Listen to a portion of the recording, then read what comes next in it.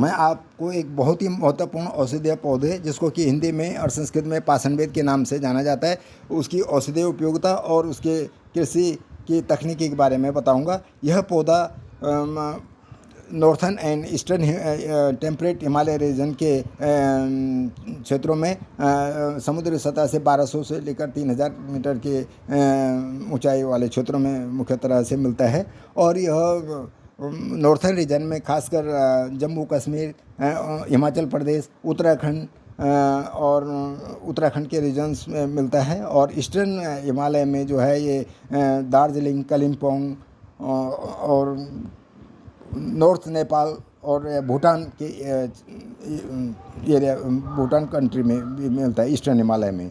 यह पौधा उत्तराखंड में खासकर फुलदेई फेस्टिवल से भी जुड़ा है, क्योंकि इसको बच्चे जो हैं ये ऑटम में खास करके, ये जो है स्प्रिंग के आने से पहले ये समय पे खिलता है, इसलिए बच्चे इसका जो है घरों में फूल चुन करके डालते हैं। और इसको पत्थर फोड़, भारत में इसको जो है पत्थर फोड़ औषधि भी कहते हैं, पत्थर फोड़ बूटी जिसको बोलते हैं। और यह पौधा जो है औषधीय गुणों से काफ़ी प्राचीन समय से जो है औषधि के रूप में जाना जाता है, खासकर यूरिनरी प्रॉब्लम्स में।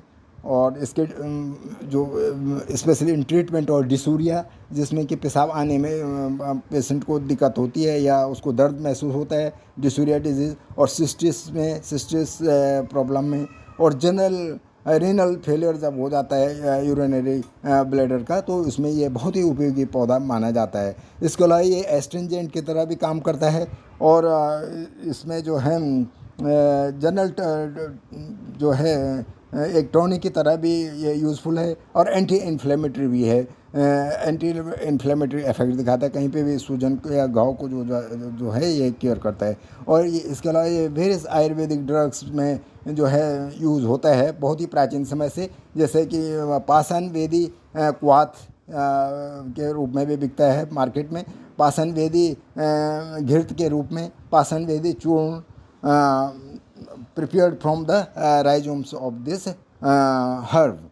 यह पौधा, इसका बॉटनिकली इसको देखा जाए तो इसका बॉटनिकल नेम है Bergenia ciliata. It belongs to the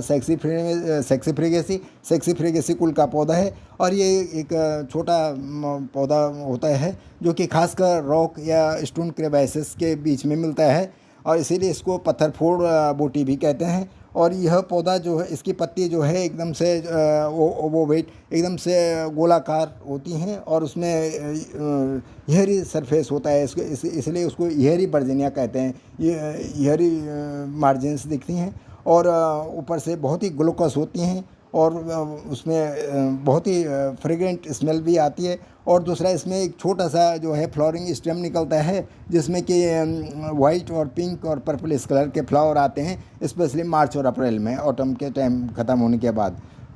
इसलिए फुलदेई फेस्टिवल के टाइम पे बहुत ही उत्तराखंड में तो जाना जाता है। और यह पौधा जो है इसका जो है मुख्य तरह से मेडिसिनल पार्ट जो है राइजोम है। और यह इसका जो है, इसमें इसकी अगर रासायनिक संरचना के बारे में बताया जाए तो इसमें गैलिक एसिड, टैनिक एसिड और बर्जीनिन, कैटेचिन मुख्य तरह से इसमें मिलते हैं, जो कि औषधीय गुणों काफ़ी मॉडर्न मेडिसिन में भी यूज़ होते हैं। और इसके जो खेती के बारे में, जो मुख्य तरह से इसकी जो खेती के लिए यह पौधा जो है टेम्परेट क्लाइमेट का है, इसलिए इसका सीड से जो है इसके लिए जलवायु वेट, खासकर क्लाइमेट, और जिसमें क्या काफ़ी नमी और एकदम से वेट एंड मॉइस्ट कंडीशन में ज़्यादा मिलता है। और इसके प्रवर्धन के लिए जो है बीज से भी और इसका राइजोम कटिंग से भी इसका जो है खेती की जा सकती है।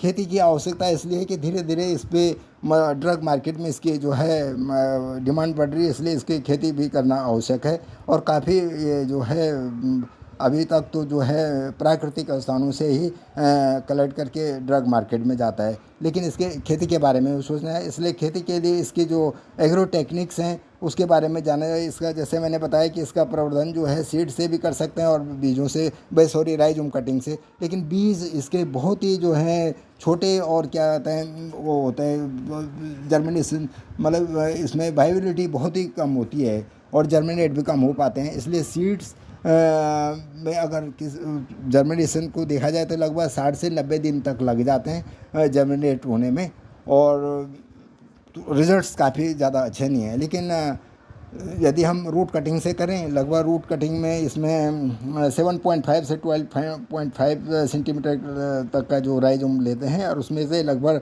2 से 3 नोड वाला हम एक जो है कट वाला जो है हम राइजोम का सेक्शन लेते हैं, और उसको जो है स्मॉल राइजोम सेगमेंट को जो कि लगभग 2 सेंटीमीटर थिकनेस का होता है, उसको प्लांट करते हैं पहले मदर नर्सरी में। और मदर नर्सरी में उसको आप जो है पहले इससे जड़ें, इससे जो जल्दी अगर आपको इसमें चाहते हैं कोई ग्रोथ हो जाए तो इसको 100 ppm इंडोल ब्यूटारिक एसिड के साथ इसको लगभग 2 मिनट तक के लिए ट्रीट करते हैं, और फिर उसको स्पेसिंग में लगा देते हैं नर्सरी के अंदर, मदर नर्सरी में 10 to 10 सेंटीमीटर के डिस्टेंस पे। और फिर उसके बाद जब उसमें लगभग 2 से 3 पत्तियां अगर प्लांट में आ जाते हैं आफ्टर जर्मिनेशन, तो फिर उसमें नर्सरी बेड से हम उसको शिफ्ट कर देते हैं मेन प्लांट, ट्रांसप्लांट कर देते हैं मेन फील्ड में। और इसको हमें अगर 1 हेक्टेयर में अगर प्लांट लगाने होंगे तो लगभग हमको लगभग 58,000 to 90,000 प्लांट्स चाहिए होंगे 1 हेक्टेयर अगर हमने कल्टीवेशन कराना है, जिसका वजन अप्रोक्सीमेटली लगभग 18 से 20 कुंटल राइजोम का होगा। तो इतना हमको प्लांट मटेरियल चाहिए लगाने के लिए। फिर लैंड प्रिपरेशन, सबसे पहले उसमें अच्छी तरह से जुताई कर देनी चाहिए। वह लगभग उसमें 35 टन करीब उसमें फार्म यार्ड मैनर जिसको कहते हैं कंपोस्ट या गोबर की खाद उसमें अच्छी तरह से मिला देनी चाहिए 1 हेक्टेयर लैंड के लिए। और 1 हेक्टेयर लैंड में के बारे में मैं यहाँ पे बता रहा हूँ मुख्य तरह से। इसका कल्टीवेशन अगर किया जाए तो उसमें 35 टन का गोबर की आवश्यकता है। इसके अलावा इसमें जब रूटेड प्लांट्स में रूट आ जाते हैं तो इसको हम ट्रांसप्लांट कर देते हैं मेन फील्ड में, और उसमें 12 से 15 सेंटीमीटर की रेज बेल्ट, मतलब एक प्लॉट को जो है काट करके, मतलब मेन लैंड को प्लॉट वाइज बनाए, फिर उसमें 12 से 15 सेंटीमीटर की रेज बेल्ट बना देते हैं, और स्पेसिंग उसमें plant to plant 30 into 30 centimetre के रखते हैं। फिर क्रॉप में कुछ irrigation should be given, irrigation facility, irrigation जो है कम से कम 15 डेज़ के इंटरवल पे समर में देना ही चाहिए इसमें। वैसे तो ये जो है इसको ज़्यादा पानी की ज़रूरत नहीं होती, लेकिन गर्मी में 15 दिन के अंतराल में देना पड़ता है। और इसके अलावा वीड कंट्रोल में भी खरपतवार जो इसमें ना आए, इसके लिए जो ब्रॉड लीव्ड जो हैं हर्ब्स या कुछ पेरेनियल ग्रासेस होते हैं वो उनको एकदम से उखाड़ करके फेंक देना चाहिए। और लगभग इसमें पूरे क्रॉप के लगभग 3 साल के उसमें, क्योंकि 3 साल के बाद ही इसके हार्वेस्टिंग करते हैं, इसलिए लगभग 6 वीडिंग की कम से कम ज़रूरत है, 6 बार खरपतवार निकालना पड़ता है। फिर क्रॉप मैच्योरिटी इसके लगभग ऑटम के समय पे होती है, यानी कि स्प्रिंग मार्च अप्रैल में, और इसमें सेकेंड ईयर से ही हमको करनी पड़ती है। यानी कि आप फर्स्ट ईयर से ही करेंगे तो हमको राइजोम बहुत ही उसमें थिन मिलेगा, लेकिन फ्रॉम सेकेंड ईयर के और एंड ऑनवर्ड्स हम इसको हार्वेस्ट करना शुरू करते हैं, इसका राइजोम निकालना। और वैसे तो रिकमेंडेड किया जाता है, it is recommended to harvest roots during 3rd year, तीसरे साल से निकालना चाहिए। और इसका जो है कुछ इसके अलावा इसमें जो है बीमारियां भी, कुछ कीड़े भी इसको परेशान करते हैं, जैसे लीफ हॉपर का ध्यान रखना पड़ता है, स्नेल्स अटैक भी करता है फोलेज पे, तो इसमें थोड़ा उसको ट्रीट कर लेते हैं। जैसे उसमें कर सकते हैं हम कॉ यूरिन से भी इसको ट्रीट कर सकते हैं लगाने से पहले जो है राइजोम्स कटिंग्स वगैरह। और लैंड को भी या नीम खली कहीं पे मिला सकते हैं अगर अवेलेबल है। अगर दीमक वगैरह है खेत में, अगर नहीं है तो वैसे आवश्यकता नहीं।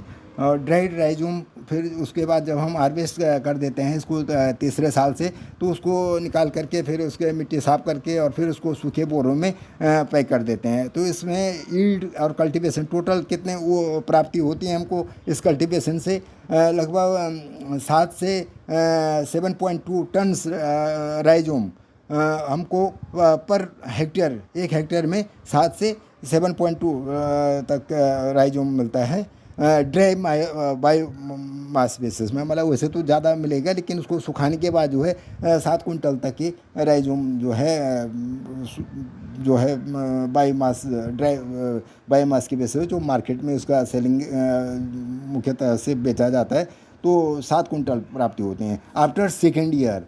और व्हेन रेज थ्रू द, यदि हम राइजोम कटिंग से करें तो उसके बारे में बता रहा हूँ मुख्यतः, क्योंकि राइजोम कटिंग से करें इसमें ज़्यादा सीड जर्मिनेशन से सर्वाइवल ज़्यादा नहीं होता है प्लांट्स का। और इसका कॉस्ट के बारे में अगर लगाया जाए, कॉस्ट कल्टीवेशन फॉर 1 हेक्टेयर, तो लगभग ये किसान को जो है 74,455 रुपीज़ तक की प्राप्ति होती है।